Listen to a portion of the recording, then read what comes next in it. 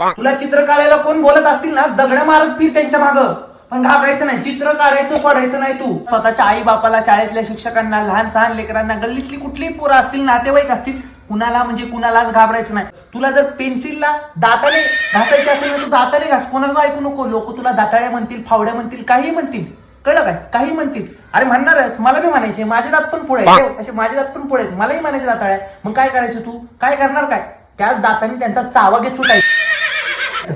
त्यांना कळलं पाहिजे तुम्ही आम्हाला बोलताय. हा, माझ्यासारखं स्वाभिमानी व्हायचं, स्वाभिमानी. कोणाचं ऐकून घ्यायचं नाही. फाटली पण चड्डी घालून चित्र काढ, कळलं का. कुणाला म्हणजे कुणाला घाबरायचं नाही. तुला नागड्याने चित्र काढायचे, तू नागड्याने चित्र काढ. ऑइल पेंटिंग कर. कोण म्हणत हा रांगोळी पुरी काढते, अरे का पुरी पोरं नाही काढत होय, तू रांगोळी पण काढ. मेहंदी काढायची, लग्नाची ऑर्डर घे, घाबरायचं नाही. अरे करिअरच असतंय ते. तुला ते पण नाही जमलं तर एक काम कर, 1 रुपयाची राजविलायची पुडी भेटती, ती खायची, करायची, आणि मस्त आहे ना, नका